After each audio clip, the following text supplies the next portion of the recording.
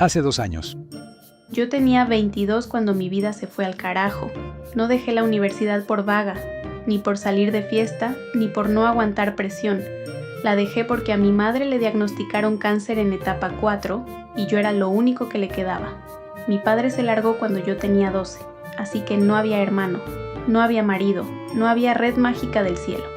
Solo estaba yo, con una mochila llena de apuntes que ya no servían para nada, aprendiendo de golpe el idioma del hospital, el pitido de las máquinas, el olor agrio del desinfectante, la piel seca por tanto gel antibacterial, las sillas de plástico que te rompen la espalda a las 3 de la mañana.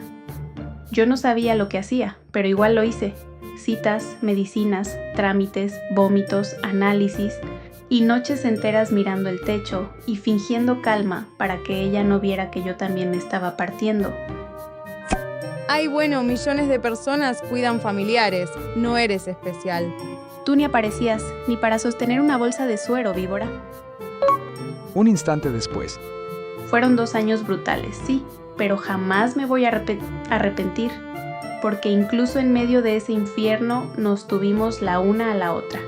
Y cuando mi madre murió, yo no me quedé triste nada más, me quedé vacía, como departamento saqueado, sin título, sin ahorros, sin plan, con la nevera medio vacía y el alquiler cayéndome encima como ladrillo. Hice lo que pude para sobrevivir.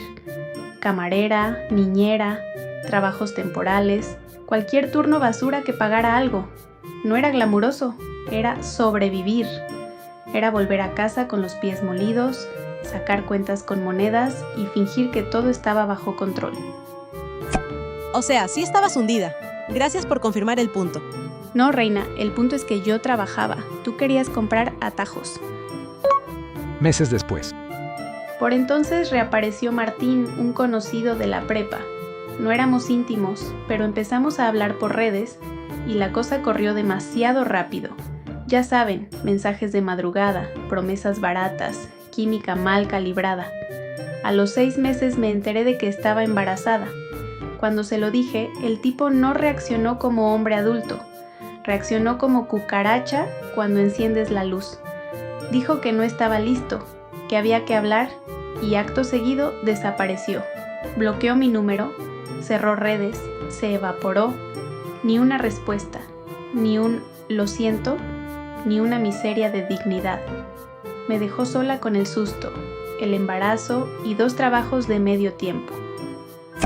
Traducción: semen hubo, columna vertebral no. Exacto, y sí, pensé todas las opciones, todas. No tomé la decisión a lo loco. Me quedé despierta noches enteras con la mano en el vientre y la cabeza hecha nudo, preguntándome si podía darle una vida decente a esa bebé. Al final decidí que sí, o mejor dicho, decidí que iba a partirme la espalda para que sí, porque algo dentro de mí, debajo del miedo, debajo del duelo, debajo de toda esa ruina, me decía que esa niña debía quedarse conmigo. Poco después. De la familia de mi madre solo quedaba Carol, su hermana mayor. Mi madre era cálida, de esas personas que te envolvían sin hablar mucho. Carol era lo contrario. Perfume caro, sonrisa de foto, alma de tazadora, de esas que miran a la gente y lo primero que ven no es el dolor ni el esfuerzo, sino la cuenta bancaria. Se casó con dinero, vive en una casa enorme y sube mierdas sobre gratitud y bendiciones como si el universo le debiera aplausos. Y si eso ya era bastante, su hija Rebeca venía con el mismo software, pero pirateado y más tóxico.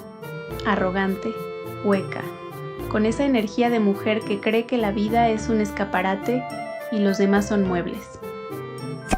¡Qué resentimiento tan feo! El éxito ajeno te da urticaria. No, tía. La trata de personas con mantel bonito me da urticaria. Días después. Lo raro fue que cuando Carol se enteró de mi embarazo y de que pensaba quedarme con la bebé, de pronto se volvió la tía solidaria. Llamadas diarias, invitaciones a comer, ofertas para ayudar con cosas del bebé. Demasiada ternura de golpe para una mujer que antes me trataba como un recordatorio incómodo de que la vida no siempre huele a mármol y dinero viejo. Yo sospeché, claro que sospeché, pero estaba cansada, vulnerable, hambrienta de apoyo. A veces, cuando una está ahogándose, hasta una mano llena de veneno parece salvavidas. Te ofrecimos apoyo real, no frases de taza motivacional. Sí, claro. Apoyo con etiqueta de precio. ¡Qué detallazo! 2 meses dentro del embarazo. Estábamos almorzando cuando Carol dejó caer la careta. Primero me habló de Rebeca y de su esposo, David, que llevaban años intentando tener hijos, que ya no podían. Yo sentí pena, porque ese dolor es real, pero entonces la vieja soltó la verdadera propuesta con la calma de quien pide postre. Que les diera mi bebé. No, si consideras adopción. No, piénsalo. No, era más bien, este es el trato, a ver si no la cagas. Dijo que ellos pagarían todos mis gastos médicos, que me darían una compensación generosa y que, si yo mantenía mi vida estable, me permitirían visitas ocasionales. Visitas ocasionales a mi propia hija. Lo dijo con la frialdad de una ejecutiva cerrando compra de inmueble. Era una solución sensata. Todos salían beneficiados. No todos. Tú querías un bebé premium. Yo perdía a mi hija. Nosotras podíamos darle futuro. Tú apenas podías darte uno. ¿Qué discurso tan fino para decir quiero robarte a tu bebé? La mesa se enfría. Cuando le dije que no, Carol me miró como si yo fuera una idiota, por rechazar lo que ella veía como una oferta irresistible, y luego remató con lo más sucio de todo. Dijo que Rebeca sí podía hacer justicia con la maternidad porque era educada, estable, rica, casada, bla bla bla. Y luego me soltó. ¿Tú qué puedes ofrecer? Eres una desertora universitaria con trabajos de salario mínimo. Ahí fue cuando entendí que esto nunca había sido sobre el bienestar de un bebé. Era sobre clase, sobre poder, sobre esa gente que cree que la pobreza te quita humanidad y les da derecho a meterte la mano en la vida. O sea, ni ayuda ni cariño, era eugenesia de centro comercial. Exacto. Y dolió más porque esa pregunta yo ya me la había hecho llorando sola. Carol no descubrió una inseguridad. Me la arrancó del pecho y la agitó como trofeo. Le dije que no quería volver a verla. Me fui de ese almuerzo temblando, con la boca seca y el corazón pateándome las costillas. Pensé que con eso bastaría. Qué imbécil fui. Las semanas siguientes. Después de aquel día, Carol y Rebeca se pusieron insoportables. Llamadas, mensajes, audios, apariciones en mi apartamento, sermones sobre familia, sacrificio, futuro, oportunidades. Cuando bloqueé sus números, empezaron a mandar a otros parientes lejanos, gente que apenas sabía pronunciar mi nombre, pero de repente tenía una opinión urgentísima sobre mi útero. No aceptaban el no. Para ellas, yo no era madre. Yo era un obstáculo. Una incubadora con mal gusto por no agradecer la compra. Solo intentábamos hacerte entrar en razón. No, intentaban cansarme hasta que entregara a mi hija. Si de verdad la quisieras, pensarías en su futuro. Qué curioso. Si ustedes la quisieran, no mentirían para arrancarla. Un poco después. La cosa se puso tan pesada que me mudé, en silencio, sin avisarles a ellas ni a casi nadie. Solo unos pocos amigos de confianza sabían dónde estaba, pero mientras más se acercaba la fecha de parto, más se les torcía la cabeza. De alguna manera, Carol descubrió en qué hospital pensaba dar a luz, no sé cómo. Y fue allá para decir que yo estaba mentalmente inestable, que pensaba abandonar al bebé, que debían intervenir. O sea, no le bastó con humillarme. Quiso preparar el terreno para que, en el caos del parto, alguien me arrancara a la niña y se la entregara a su princesa estéril con moño incluido. Eso no era preocupación, eso era manual de depredadora. El hospital no se tragó esa basura, gracias a Dios. Así que cambié de hospital en el último minuto. No se lo dije a nadie de la familia. Solo Nora lo sabía. Ella fue conmigo cuando empezó el parto. Y además contraté una doula. Mitad por apoyo, mitad porque ya no confiaba en nada ni en nadie y quería más ojos de mi lado por si esas dos aparecían con otra jugada enferma. Y yo iba lista. Cafés, documentos y mala leche. 19 horas después. Después de 19 horas de parto, largas como castigo bíblico, nació mi hija. Pequeña, caliente, perfecta. La llamé Rain por mi madre. Tenía la carita arrugada, el llanto finito y esa fragilidad que te parte por la mitad y te reconstruye al mismo tiempo. Esa noche Nora durmió en una silla al lado de mi cama, con el cuello torcido y el café ya frío en un vaso de cartón. Yo estaba hecha polvo, con la piel tirante, el cuerpo ajeno, la cabeza nublada, pero cada vez que miraba a Rain sentía que había algo sagrado en seguir aquí. Muy emotivo. Igual seguía sin poder mantenerla bien. Y aún así parí una hija, no una excusa con tacones. A la mañana siguiente. Nora salió a buscar café y una enfermera entró con esa cara que te avisa que algo huele mal. Me dijo que había 2 mujeres en la estación preguntando por mí y describiendo al bebé. Lo supe al instante, Carol y Rebeca. Otra vez, ni siquiera sé cómo me encontraron. A día de hoy, ese detalle todavía me mete hielo en la espalda. La enfermera vio mi pánico en menos de un segundo. Me preguntó si quería que las echaran. Le dije que sí. Seguridad las sacó antes de que se acercaran a mi habitación. Yo me quedé temblando con Rain pegada al pecho, oyendo mis propios latidos reventarme los oídos. El miedo real no se finge. Y tú estabas aterrado. Sí, pero aún así pensé que quizá lo peor había pasado. Que ya en casa, con mi hija, por fin iba a poder respirar. Error. Gigante. Porque Carol, como buena cucaracha emocional, siempre trae plan B. Un día después de volver a casa, Estaba agotada, sin dormir casi nada, con esa paranoia de madre primeriza que te hace revisar 3 veces si el pañal aprieta, si la manta sobra, si el cuarto está frío, si está comiendo bien. Entonces tocaron la puerta. Nora estaba en el trabajo. Mis amigos no caían sin avisar. Abrí con cuidado y vi a una mujer con placa y libreta. Se presentó como trabajadora de protección infantil. Al principio no entendí nada, hasta que empezó a leer. Reporte anónimo, drogas, alcohol, recién nacida en peligro, apartamento inseguro e insalubre. Y la peor mentira de todas, que yo había expresado deseos de hacerme daño a mí y a mi bebé. Ahí sentí que el piso se me convertía en lodo. Bueno, si alguien estaba preocupado, era su deber reportarlo. Preocupado no inventa suicidios, Carol. Criminal sí. Si no tenías nada que esconder, tanto drama sobraba. Claro, que me intenten quitar a mi hija y yo sonrío, ¿no? la inspección empieza. Yo no había tocado alcohol ni drogas desde que supe del embarazo. Antes de eso, apenas una copa de vino ocasional, cuando podía permitírmela. Y mi apartamento era pequeño, sí, pero limpio, seguro, sin lujos, sin decoración de revista, sin cuna de $1000, pero con todo lo que Rain necesitaba. Pañales, toallitas, biberones, ropa limpia, una cuna armada junto a mi cama. Nada faltaba. Lo que les molestaba no era un peligro real. Lo que les molestaba era que una mujer pobre estuviera siendo madre sin pedir permiso. Revisé el lugar. No vi negligencia. Vi cansancio y cuidado. La trabajadora fue calmada, profesional, de esas personas que ya conocen el olor de una denuncia podrida. Miró alrededor, comprobó riesgos, me preguntó por mi estado mental, por mis apoyos, por cómo llevaba el posparto. Fui honesta. Le dije que estaba agotada y estresada, sí, pero bien, que tenía ayuda de amigos y un grupo local de mamás. Cuando me ofreció una prueba de drogas voluntaria, acepté al instante, ni dudé.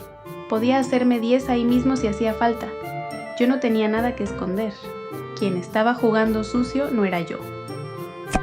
Ahí se les jodió el guión. Querían una loca, encontraron una madre. Al final de la visita, Cuando terminó, la señora Salas ya tenía cara de sí, otra familia enferma usando al sistema como garrote.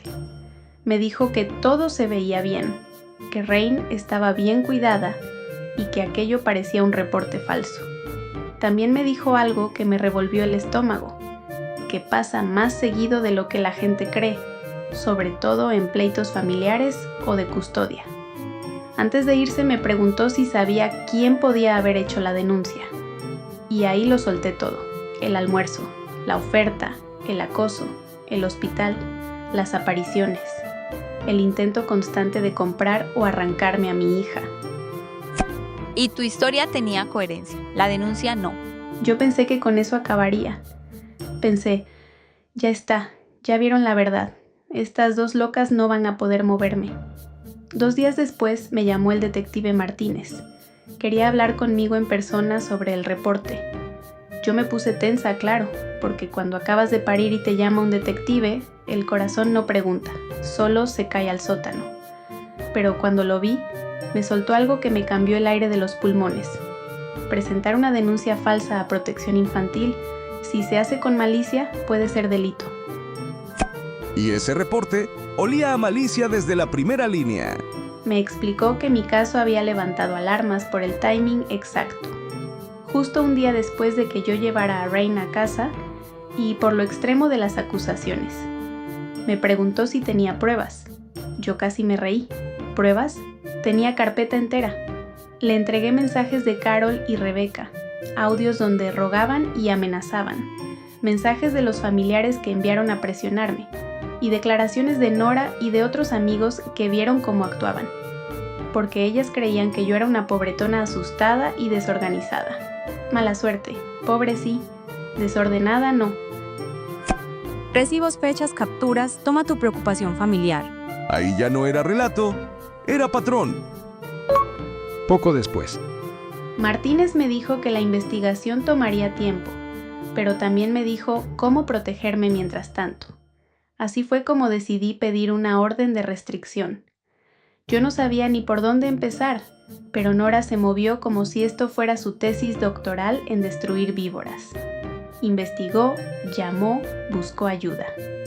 Gracias a ella y a un grupo local de mamás, encontré a Vera, una abogada buena, accesible y, sobre todo, una que no me miró como si ser pobre me volviera tonta.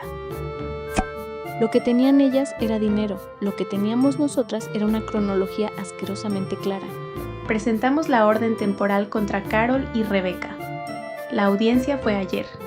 Llegué reventada, con ojeras hasta el infierno, durmiendo a ratos porque Rain todavía se despierta cada 2 o 3 horas.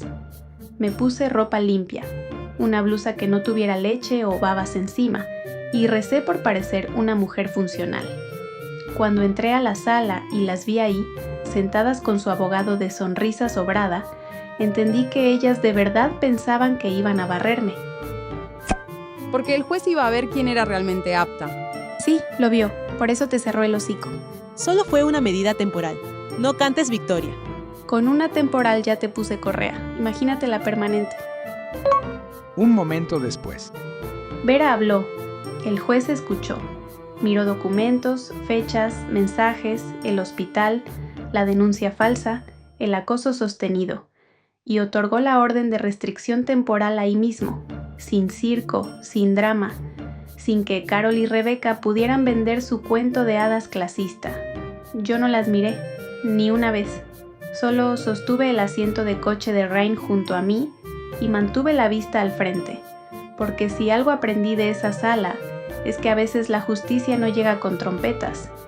A veces llega en voz seca, sello oficial y 2 depredadoras tragándose su propio veneno. Y el próximo mes vamos por la permanente. Salí del tribunal sintiendo alivio, rabia, cansancio, tristeza, todo mezclado como vidrio molido. Yo debería estar en casa durmiendo cuando la bebé duerme, aprendiendo a amamantar sin llorar, emocionándome por calcetines diminutos y ese olor absurdo a talco y leche tibia. En vez de eso, estoy peleando en tribunales porque 2 mujeres ricas decidieron que mi pobreza les daba derecho sobre mi hija. Pero aquí está la parte que ellas nunca entendieron. Yo puedo estar cansada, rota, con miedo, hecha bolsa, pero mientras Rain respire detrás de mí, yo no me voy a doblar. Y la investigación siguió. Sí, porque hoy el detective Martínez me llamó otra vez. Y esta vez no fue para pedirme paciencia.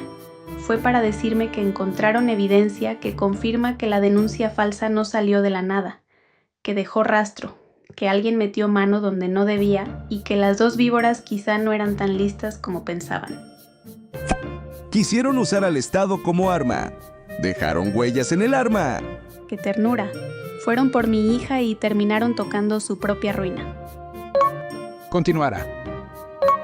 Unos días después de la orden temporal. Actualización 1. Ya no era intuición, ni corazonada, ni seguro fueron esas dos locas. No. El detective Martínez me confirmó que Carol fue quien hizo la denuncia falsa a protección infantil.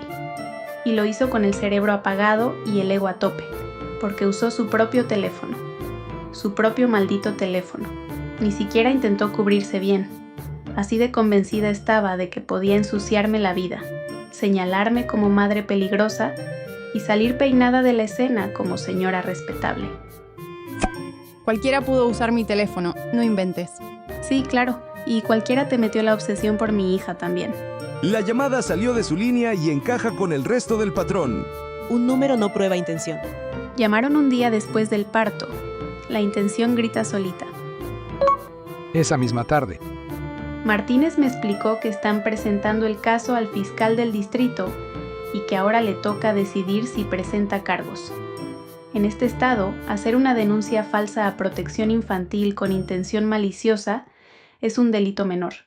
Hasta 6 meses de cárcel y una multa fuerte. 6 meses. Cuando lo escuché, no sentí alegría. No sentí esa euforia cutre de bien que se pudra. Sentí algo más raro, más espeso. Estaba sentada en mi sofá, con la luz gris entrando por la persiana torcida, una taza de café ya fría en la mesa y Rain dormida sobre mi pecho, calentita, respirando en pequeños tirones. Y mientras la miraba pensé que una parte de mí quería justicia y otra se quedaba inmóvil al pensar que quien podría terminar entre rejas era la hermana de mi madre. No la metiste tú, ella se metió sola, como idiota. Exacto, porque lo que hizo no fue una estupidez cualquiera, no fue un berrinche, no fue una preocupación familiar mal expresada. Fue un ataque planeado contra una mujer recién parida, contra una bebé de un día de vuelta en casa. Me acusó de drogas, de alcohol, de vivir entre basura, de ser un peligro para mi hija, de querer hacerme daño. Intentó usar formularios y uniforme para convertir mi posparto en escena del crimen. Así que, cuanto más duermo y más se me aclara la cabeza, menos culpa siento por una verdad bien simple. Quiero verla tragarse consecuencias reales. ¡Qué cruel! Después de todo lo que intentamos por esa niña. Intentaron quitármela. No la adornen. Queda feísimo. Si tú no podías darle una vida digna, alguien tenía que intervenir. Intervenir es ayudar. Ustedes hicieron cacería con expediente. Un instante después. Y no me hace gracia imaginar a Carol en la cárcel. No me siento poderosa. No me siento vengadora. Me siento cansada. Cansada de que la gente con dinero crea que puede llamar maltrato a la pobreza, locura al agotamiento y rescate al robo. Cansada de que me intentaran empujar a un papel donde yo era la madre inadecuada solo porque no tengo una cocina de revista ni un marido al lado. Mi apellido y mi sangre estaban de un lado, mi hija del otro, y yo ya tenía clarísimo a quién iba a elegir. La preocupación protege. La denuncia falsa fabrica peligro donde no lo hay. Vera también me dejó algo clarísimo.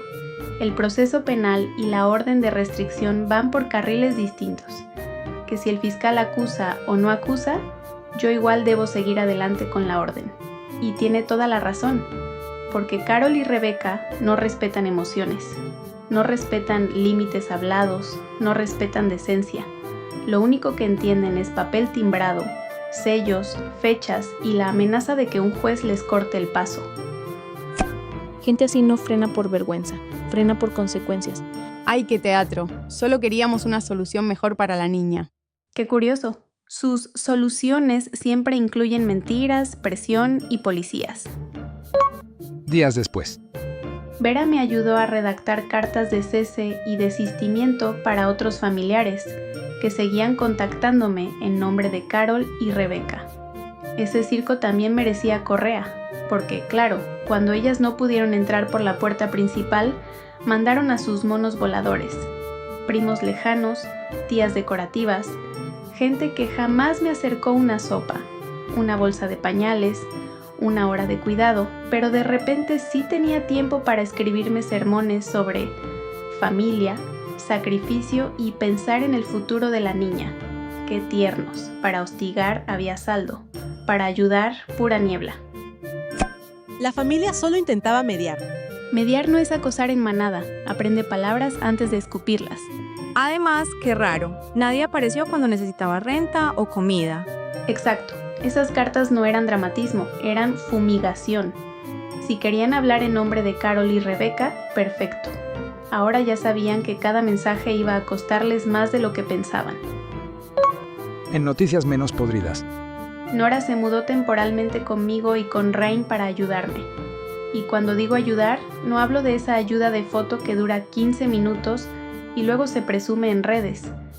Hablo de ayuda que huele a jabón de platos y café rehecho. De despertarse antes que yo, porque Rain lloró a las 3 y a las 5. De agarrar a la bebé para que yo pudiera ducharme sin sentir que el mundo se caía si cerraba los ojos. De cocinar algo caliente mientras yo seguía en pijama con una mancha de leche en el hombro. De barrer, de lavar, de escuchar, de sentarse conmigo en el sofá cuando me daba el bajón y decirme sin adornos: no estás loca, no eres mala madre, ellas son unas enfermas.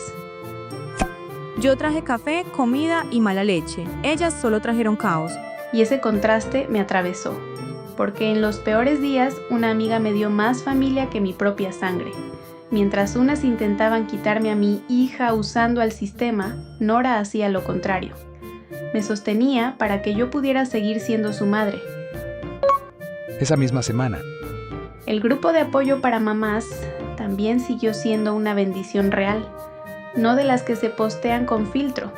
Una de las chicas trabaja en recursos humanos en una empresa grande y se ofreció a ayudarme a rehacer el currículum y buscar trabajos con mejor salario y beneficios.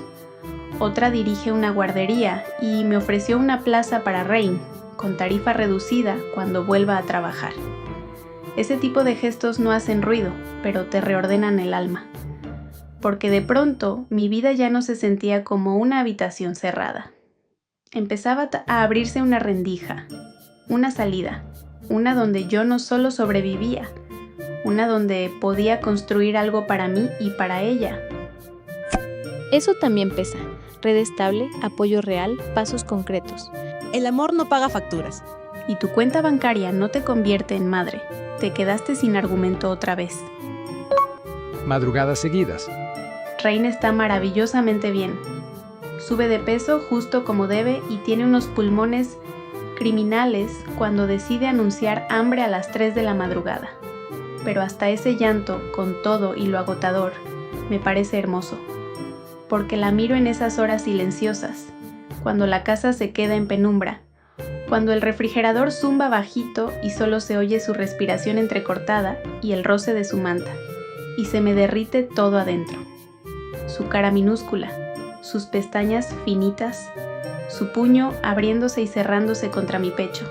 Yo estaba tan acostumbrada a pelear, a defender, a anticipar golpes, que a veces se me olvida que también tengo derecho a estos momentos blandos. Y ahí, mirándola, lo recuerdo. Por ella aguanto, por ella muerdo, por ella sigo. Cuando fui a tu casa vi cansancio, sí, pero también vínculo, orden y cuidado. Eso es lo que ellas nunca van a entender. Para Carol y Rebeca, la maternidad era vitrina, estatus, cuna cara, fotos bonitas. Para mí, maternidad es esto: ojos rojos, hombros tensos, leche en la ropa, miedo tragado, ternura feroz. Es estar hecha polvo y aún así responder cada vez que mi hija me necesita. ¡Ay, ya! Ser madre no te vuelve santa. No, pero intentar robar un bebé sí te vuelve basura. Pasan las semanas.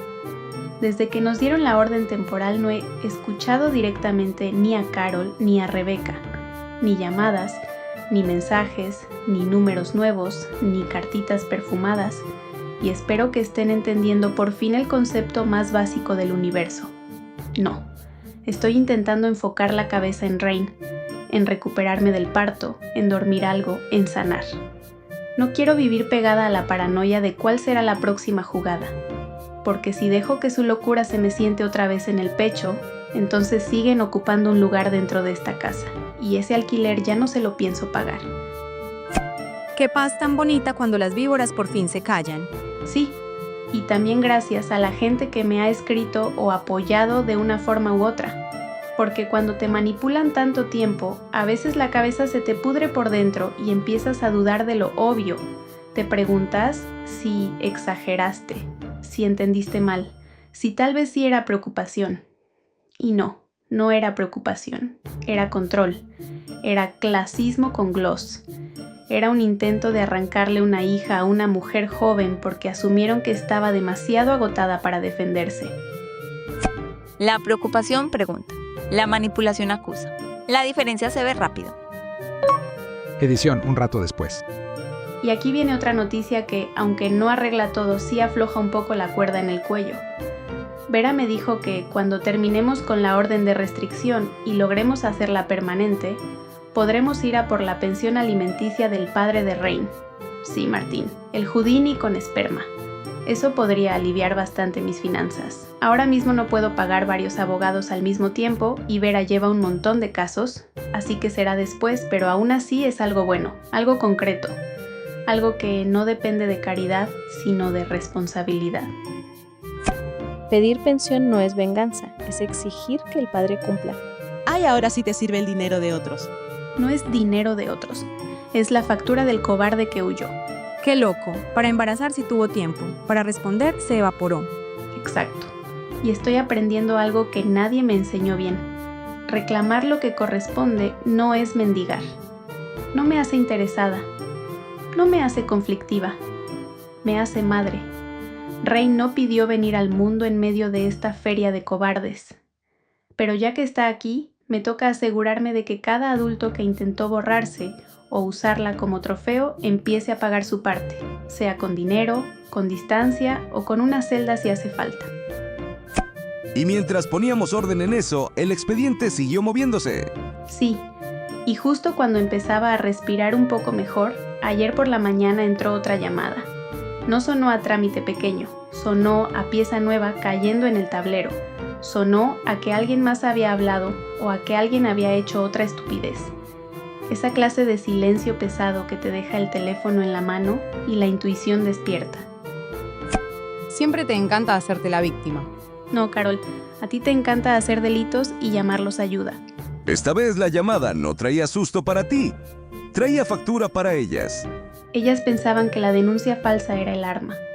Qué ternura, resultó ser la evidencia. Continuará. Ayer por la mañana. Actualización 2.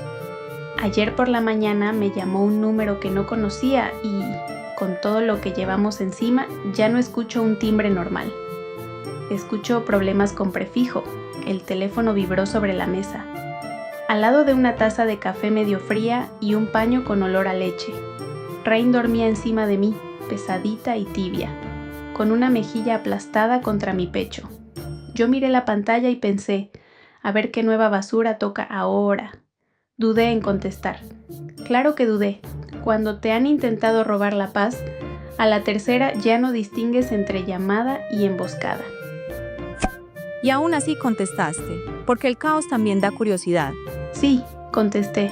Y menos mal, era el marido de Rebeca. Llamó para disculparse por lo que habían hecho su esposa y su suegra y para dejar claro que él no había participado en ese plan. No sonaba como actor de tragedia. Sonaba como hombre al que se le había reventado la mentira dentro de la casa y todavía tenía el polvo metido en la garganta. Ah, qué cómodo. Ahora él es un santo y nosotras las locas. No santo, solo el único que oyó robar bebé y dijo qué asco. Unos segundos después. Me contó que llevaban años intentando tener hijos, que el golpe de enterarse de que Rebeca no podía tener hijos biológicos los dejó hechos trizas. Eso lo entiendo. Lo que no voy a entender jamás es lo que vino después. Según él, habían considerado la adopción, pero Rebeca no quería criar al hijo de otra persona. No le bastaba amar y criar. No, ella quería sangre, parecido, una historia bonita que pudiera enseñar sin costuras. Y entonces Carol apareció con su genialidad de sótano. Mi bebé, un bebé de la familia, con genética parecida. Lo bastante parecido como para hacerlo pasar por suyo. Ahí lo vi clarísimo. No querían ser padres. Querían una copia utilizable. No era adopción, era contrabando con apellido. La sangre importa, aunque te arda escucharlo. Gracias por admitir la eugenesia sin anestesia. Muy amable. Cuando alguien habla de genética útil, ya no habla como familia, habla como mercado. Eso fue lo que me revolvió el estómago. No querían un hogar para una niña. Querían un bebé con pedigrí familiar. Una bebé con rasgos compatibles para montar la mentira completa. Mi hija como mercancía premium y yo como incubadora de saldo. Esa fue su versión del amor. Una vitrina con ADN parecido y una madre biológica convenientemente apartada. Seguía siendo mejor opción que dejarla contigo. Qué elegante tu forma de decir sí, quería robártela. La llamada sigue. Él me dijo que rechazó la idea en el acto, que le pareció enfermiza, que pensó que con un no bastaba, que inocencia la suya. Un no solo funciona con gente normal. Carol y Rebeca no oyen un límite y frenan. Oyen un límite y se obsesionan. Así que, según él, ellas siguieron con el plan a sus espaldas. Él no supo lo que de verdad estaba pasando hasta que la policía se presentó en su casa para interrogar a Rebeca por la denuncia falsa. Cuando la policía toca tu puerta, el cuento deja de ser cuento, se vuelve expediente. Me dijo que la enfrentó, que tuvieron una pelea enorme, de esas que no discuten un detalle, sino que parten la casa por la mitad. Y en medio de esa pelea, ella acabó admitiendo todo. El plan, la obsesión, las presiones, la denuncia, todo. No sé si habló porque la acercaron o porque ya no tenía aire para seguir mintiendo. Me da igual. Lo importante es que habló y lo hizo frente a alguien que no estaba dispuesto a disfrazar eso de desesperación. Seguro retorció mis palabras. Siempre hace drama. Sí, claro. Como la policía, el fiscal y media realidad entera. Todos contra tu inocencia, pobrecita. Minutos después. También me dijo que pidió el divorcio y que se fue de la casa. Quiso que yo supiera que jamás habría apoyado algo así y que está cooperando con la investigación. Y no me lancé a creerle por deporte. A estas alturas ya no compro arrepentidos al peso, pero me dio detalles que coincidían con lo que Martínez ya me había contado. Fechas, horas, el momento de la visita policial, la secuencia de cómo todo se vino abajo. Demasiadas piezas encajaban, y después de vivir rodeada de versiones sucias, una historia consistente se siente casi obscena de lo rara que es. Traducción. Por fin alguien habló sin perfume ni veneno. Exacto, y eso me alivió un poco. No porque me importe salvar el honor de ese matrimonio podrido, sino porque confirmó algo importante. Ni siquiera dentro de su propia casa esta mierda parecía normal. No era una idea discutible, no era una decisión gris.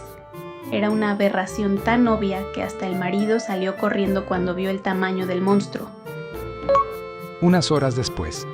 Y cuando pensé que el día ya no podía escupirme más sorpresas, me llegó un correo de la cuñada de Carol. Ella me dijo que, desde la visita de la policía, Carol estaba en crisis, que acabó confesándole todo a su marido y que él no sabía nada de lo que ella llevaba haciendo. Nada. El correo decía que estaba furioso. Mi matrimonio no es asunto tuyo. Lo volvió asunto mío cuando usaste tu locura para venir por mi hija. Y no era furioso de novela, era furioso de verdad. Según ese correo, él le dijo a Carol que iba a tener que enfrentar las consecuencias sola, sin maquillaje social, sin pobrecita, actuó por amor. Sin la típica red de billetes y excusas con la que siempre caen de pie las señoras como ella. ¡Uy! Se cayó el colchón de lujo. Luego vino otra parte del correo, que él insiste en que Carol reciba ayuda psiquiátrica. Y voy a dejar esto clarísimo, porque a mí ya intentaron usarme la salud mental como arma cuando estaba recién parida. Si Carol necesita tratamiento, que lo reciba. Pero una evaluación no borra una llamada. Una crisis no borra una mentira clínica. Un diagnóstico no borra el momento en que Protección Infantil estuvo en mi puerta, preguntando con libreta en mano si yo era un peligro para mi hija recién nacida. Exacto. Explicar una conducta no desinfecta el daño. Y luego llegó la línea que, sí, admito, me supo a justicia con sal. Según la cuñada, el marido de Carol dijo que no va a gastar ni un centavo en abogados para defenderla si la acusan. Ni uno, nada, cero. Ahí fue cuando casi pude oír el silencio hueco de una mujer descubriendo que el dinero ajeno no siempre la rescata. Carol llevaba años viviendo como si el lujo fuera inmunidad. Y de pronto, ¡zas! Ni escudo, ni chofer, ni chequera salvadora. Qué cruel disfrutar de eso. No disfruto tu ruina. Disfruto que no la pague mi hija. El correo continúa. La cuñada también quiso dejar claro que otra parte de la familia está horrorizada por lo que Carol hizo y que no la apoya. No hablo de los primos lejanos que me acosaron. Esos siguen siendo la misma cofradía de alcahuetes con wifi. Hablo de otra parte, gente que estaba fuera del circuito del chantaje. Gente que, al enterarse, no buscó justificarla, sino apartarse. Y miren, lo agradezco, pero tampoco me voy a derretir porque ahora descubrieron que Carol era una amenaza con collar de perlas. Bienvenidos a mi año. Ah, o sea, si se disculpan mal, si no se disculpan mal. No. Si llegan tarde, llegan tarde. No me deben confundir con un buzón de absoluciones. Por la tarde. Y entonces me llamó Martínez, otra vez. Y esta llamada sí cambió el aire de la casa. El fiscal del distrito decidió presentar cargos contra Carol por la denuncia falsa. Ya está formalmente acusada de un delito menor y la audiencia preliminar será la próxima semana. La próxima semana. Lo repito porque durante meses esa mujer caminó por encima de mi vida como si fuera intocable. Como si su casa grande, su apellido de casada y su clasismo bien planchado la volvieran inmune. Y ahora hay fecha, hay tribunal, hay expediente, hay una acusación con su nombre pegado. Primero mintió, luego dejó rastro. Ahora toca cobrar. Es un delito menor, tampoco es para tanto drama. Llamaste para quitarle una bebé a su madre. No fue una multa de estacionamiento. Menor es la etiqueta penal. La podredumbre del acto sigue siendo enorme. Un instante después. Martínez me preguntó si estaría dispuesta a testificar si esto llega a juicio. Le dije que sí, sin rodeos, sin titubeo. Que cuenten conmigo, voy a testificar. No porque me crea heroína, no porque disfrute repetir esta historia, no porque quiera posar de fuerte. Voy a testificar porque si alguien puede usar el sistema para intentar arrancarle una recién nacida a su madre y salir de rositas, entonces el mensaje es repugnante. Y yo no pienso colaborar con ese mensaje tragándome la verdad para parecer elegante. Además, ni siquiera tienes que inventar nada. Tus hechos ya pegan solos. Exacto, solo voy a contar lo que pasó. Y sé que me va a revolver por dentro. Sé que me pondrá otra vez delante de ellas, de abogados, de papeles, de esa parte del recuerdo donde todavía se me seca la boca. Pero también sé esto. Si pude abrir la puerta con Rain en brazos, escuchar esas acusaciones inmundas y seguir de pie, también puedo sentarme en un tribunal y mirar a la basura directo a la cara. En medio de todo. Rain sigue completamente ajena al circo de adultos enfermos que la rodea. Está creciendo, está más despierta, mira más, reacciona más a mi voz. Y ayer, lo juro, me sonrió. Una sonrisita torpe, breve, diminuta, como si su cara todavía estuviera aprendiendo a hacerlo. Nora insiste en que fueron gases. Porque probablemente fueron gases, pero unos gases con muchísimo carisma. Tal vez. Me da igual. Me la quedo. Porque en medio de expedientes, amenazas y llamadas que te dejan la sangre fría, esa sonrisita me recordó que mi hija no empezó siendo un caso. Empezó siendo ella. Un cuerpo tibio, unas pestañas mínimas, una boca buscando leche, una presencia tan pequeña que vuelve grotesco todo el circo de ego y dinero que levantaron alrededor suyo.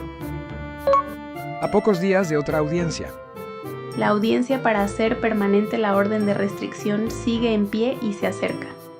Vera cree que ahora tenemos un caso más fuerte con el testimonio del marido de Rebeca y con los cargos criminales ya presentados contra Carol.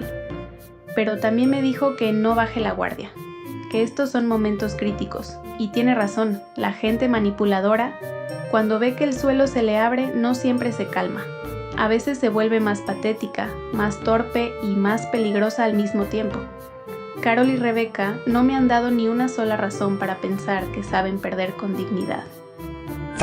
Cuando hasta su propio entorno se baja del barco, el relato ya no se salva, solo queda el daño. Estás disfrutando demasiado verme caer. No, estoy disfrutando que por fin la caída no sea mía. Aún no has ganado nada. Tú tampoco. Solo has ido dejando pruebas nuevas como migas de idiota. La noche cae.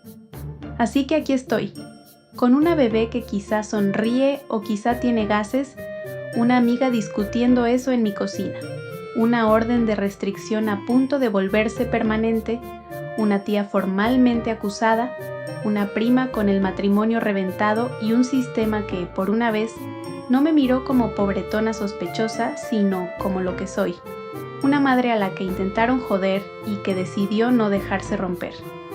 Voy a actualizar después de la audiencia preliminar de Carol, o antes, si estas dos vuelven a hacer alguna estupidez. Y siendo honestas, apostar a que se queden quietas sería como dejar fósforos en manos de pirómanas. Yo no apostaría por la calma. Apostaría por evidencia fresca. La primera denuncia fue malicia. La siguiente ya sería estupidez penal. Continuará. Actualización 3. La audiencia preliminar de Carol. Empiezo por ahí. Fue intensa. Yo no estuve en la sala, pero Vera me fue informando de todo. Cada mensaje me caía como ladrillo en el pecho. Carol se declaró no culpable del cargo por la denuncia falsa. No culpable. Después del hospital, del acoso, de la llamada a protección infantil, del rastro que dejó por todas partes, la señora todavía tuvo el descaro de ponerse seria y jugar a la inocente. Pero Martínez ya me había advertido que eso era lo normal, que en preliminares casi todos se declaran no culpables, incluso cuando las pruebas ya les van mordiendo los tobillos. Pues claro que me declaré no culpable, porque no hice nada malo. Sí, igual que el veneno se declara jugo. Negarlo es rutina procesal. Las pruebas siguen ahí. Un instante después. Ya fijaron fecha para el juicio dentro de 2 meses. 2 meses. Suena lejano cuando lo dices rápido, pero sé cómo corre el tiempo cuando una vive entre pañales, llamadas y abogados. Vera también habló con fiscalía y le dijeron que el caso es fuerte, muy fuerte, aunque todavía existe la posibilidad de que Carol acepte un acuerdo de culpabilidad y evite el juicio. Y ahí fue donde me quedé partida en 2, porque una parte de mí quiere verla sentada delante de todos, tragándose públicamente la porquería que armó. Y otra parte, la parte cansada, la que ya sangró bastante por esto, solo quiere que termine de una vez. Las dos reacciones son normales. A veces una quiere cierre, a veces quiere castigo. Exacto. Pero juicio o acuerdo, tomé una decisión y esa sí fue definitiva. No voy a dejar que esa mujer siga viviendo sin pagar renta en mi cabeza. Ya le regalé demasiado espacio, demasiada ansiedad, demasiados sobresaltos, demasiadas noches imaginando su siguiente jugada. Se acabó. Mi energía ya no va para alimentar su oscuridad. Va para la luz de mi vida. Va para la niña que me sigue con los ojos por la habitación y me llena la ropa de baba como si eso fuera una medalla. Traducción. Fuera la bruja, dentro la bebé cachetona. Pocos días después. Y en medio de todo eso, también se celebró la audiencia para hacer permanente la orden de restricción. Y sí, la conseguimos. Permanente. Esa palabra me limpió los pulmones. No borra lo vivido, no deshace el miedo, no reescribe el día en que abrí la puerta y vi a protección infantil. Pero sí traza una línea legal, fría, preciosa, entre esas mujeres y mi hija. Una línea que no depende de que despierten con remordimiento o sin él. Una línea que dice, hasta aquí llegaron. Ay, tampoco es para tanto. Es solo una orden. Solo una orden, dice la mujer a la que tuvieron que ponerle correa judicial. Las permanentes no salen por capricho, salen por riesgo probado. Mientras tanto. Y lo que de verdad importa ahora mismo es Rain. Sigue ganando peso, las mejillas se le están poniendo redonditas y sus ojos ya me siguen por la habitación como si estuviera estudiándome. A veces basta con girarme y verla mirándome para que todo lo demás se vuelva ruido lejano. El grupo de mamás y Nora también siguieron ahí. Comida casera, pañales, toallitas, ropa de bebé, un cochecito de segunda mano. Pero más que eso me dieron algo que no se compra: sostén. El duerme un rato, yo la cargo. El come primero. El no estás loca. El lo estás haciendo bien. Ayuda real. No es ayuda premium que venía con policía y chantaje. Yo también intenté ayudar. Fuiste tú la que rechazó todo. Sí, tu ayuda venía con secuestro emocional de regalo. Ese mismo mes. También llegó una buena noticia concreta. Una mamá del grupo me conectó con una empresa local que buscaba asistente administrativo. No es un trabajo glamuroso, no importa. Paga bien, tiene beneficios y los horarios son flexibles. Justo lo que necesito para organizarme con el cuidado de Rain. Hice la entrevista, les gusté, me hicieron la oferta. Voy a empezar cuando termine mi licencia de maternidad. Y no tienen idea del peso que me quitó eso. No es lujo, es estabilidad. Es dejar de vivir sintiendo que cualquier gasto inesperado puede reventarme la semana. ¿Y si lloraste al colgar? Bastante. Claro que lloré, porque después de sobrevivir a puro parche, que te ofrezcan suelo firme te desarma. Con la guardería para Rain y este trabajo, por fin puedo ver una vida donde no solo resistimos, una donde avanzamos. Qué curioso. Al final necesitabas que otros te resolvieran la vida. No, idiota, eso se llama comunidad. Lo tuyo era tráfico con maquillaje.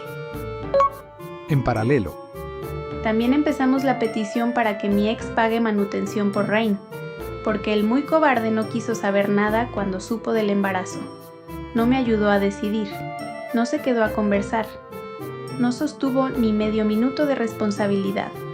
Huyó y esperó que yo me tragara el problema sola. Así que no siento lástima por obligarlo a pagar. Si no quiso ser presencia, al menos será depósito. La manutención no es venganza, es obligación. En ese momento todavía quedaban el juicio de Carol y el proceso de manutención, así que pensé que seguramente habría una actualización más. Y la hubo, porque, para variar, el tiempo no solo trajo golpes, también trajo resultados. Actualización 4 meses después. De verdad espero que esta sea la última. Han pasado cosas buenas, y por fin me toca contarlas. Llevo varios meses trabajando en mi nuevo empleo. Ya me adapté a las tareas, ya conozco a la gente y gano mucho mejor que antes. Muchísimo mejor que cuando estaba matándome con 2 trabajos y el alma hecha trapo. Además, es menos estresante. Trabajo, salgo, recojo a mi hija en la guardería y volvemos a casa juntas. Suena simple, lo sé, pero después de todo, esa rutina me parece una bendición con reloj checador. La fantasía final era esto: paz, sueldo fijo y una niña con merienda. Mi hija está bien cuidada durante el día y por la tarde volvemos a casa para estar juntas. Y sí, lo voy a decir sin vergüenza, estoy viviendo una de las mejores etapas de mi vida. No porque todo sea perfecto, sino porque por primera vez en mucho tiempo lo bueno pesa más que lo malo. Poco después. Vera también localizó a mi ex. Hubo prueba de ADN y ahora está obligado legalmente a pagar manutención, incluida la atrasada por todo el tiempo que pasó desaparecido. Tuvimos audiencia y no se le veía nada contento. Qué pena tan microscópica me da. 2 personas causaron ese embarazo, pero solo una se quedó aquí cargando con el miedo, el parto y las madrugadas. Él creyó que podía borrarse y que la vida lo absolvería por flojera. Pues no, le cayó factura. Seguro también lo arrastraste a eso por orgullo. Sí, con ADN, calendario y su propia cobardía. Qué abuso, ¿no? La prueba cerró cualquier margen de escapismo. Un segundo después. Y sí, he leído a gente diciendo que debería haber abortado. Era una opción, claro que lo era. No me arrepiento de no haberla tomado. Y si eso era lo que mi ex quería, Pudo quedarse y decirlo a la cara. Pudo hablar como adulto. Lo que no podía hacer era huir como si yo fuera una plaga. Y luego esperar compasión cuando la ley por fin le tocara el hombro. Así que no siento pena por él. El tipo no quería decidir, quería desaparecer. Exacto. Y ya que hablamos de desapariciones útiles, Rebeca también terminó divorciada. Su matrimonio ya no existe legalmente. Y sinceramente, eso termina de desnudar su numerito entero. Quería jugar a mamá de escaparate y terminó sin marido, sin bebé y sin público. Peleó por una hija ajena y ni siquiera pudo sostener su propio matrimonio. Tanto ADN, tanta familia, tanta sangre, y al final lo único que se le pareció fue el ridículo. Yo habría sido mejor madre que tú. Y aún así te quedaste sin hija, sin marido y sin decorado. Uf. Mientras tanto, La orden de restricción ha funcionado muy bien. No he tenido contacto con Carol ni con Rebeca en muchísimo tiempo. Y ese silencio vale oro. No hay números raros. No hay intermediarios preocupados. No hay sombras rondando mi puerta. A veces la paz no entra con música épica. A veces entra como una notificación que no llega. El silencio sostenido también es reparación. y por fin el postre. Carol no recibió prisión por la denuncia falsa. Al final, por ser un delito menor, no le cayó cárcel, pero no salió limpia ni por asomo. El juez le impuso una multa de $15,000 por malgastar recursos del gobierno. 15,000. Y además, le ordenó 380 horas atendiendo una línea de ayuda para personas con bajos recursos. Sí, la mujer que despreciaba a los pobres terminó fichando horas al servicio de los pobres. La que usaba la miseria ajena como insulto acabó haciendo turnos dentro de ella. Honestamente, para una mujer como Carol, eso roza el arte. Uf, eso no es castigo, eso es poesía con sello judicial. 15,380 horas por meterte con la pobretona. Te salió carísimo el clasismo, tía. La sanción fue clara. Castigo económico y contacto forzado con la realidad que despreciaba. Un instante después, El juez dijo que eso quizá le ayudaría a desarrollar empatía por la gente con menos recursos. Cuando me lo contaron, me reí. No fina, no elegante. Me reí como se ríe una mujer agotada cuando por fin el universo entrega una línea buena. Porque si alguien necesitaba escuchar de frente cómo vive la gente real, era Carol. Yo ayudé a esas personas por voluntad propia. Sí, igualito que llamaste por preocupación. Qué colección de cuentos viejos. pero hay edición final. Y no, antes de que alguien imagine redención barata, aclaro una cosa. Carol sigue igual. Igual de narcisista, igual de petulante, igual de convencida de que el mundo es un espejo para su ego. Lo único que cambió fue el discurso. Ahora cuenta por ahí que trabajó voluntariamente ayudando a los pobres para ganar simpatía. Lástima para ella que la gente no es tan estúpida como cree. Todos saben que eso fue ordenado por un juez. No fue caridad, fue sentencia con auriculares. Ni arco de redención ni lección aprendida. Solo servicio obligatorio con maquillaje. Así que sí, creo que aquí termina mi historia. Tengo trabajo, tengo paz, tengo a mi hija. Mi ex paga. Rebeca perdió el matrimonio que usaba como pedestal. Carol se quedó con multa, horas obligatorias y una reputación que ya no puede perfumar. Y yo, la pobretona que según ellas no podía ofrecerle nada a su hija, le ofrecí a la mía lo único que de verdad importa. Un hogar donde no se la compra, no se la usa y no se la cambia por estatus. Y eso fue lo único que al final sí duró. Vinieron por mi bebé. Se fueron con multas, divorcios y ridículo.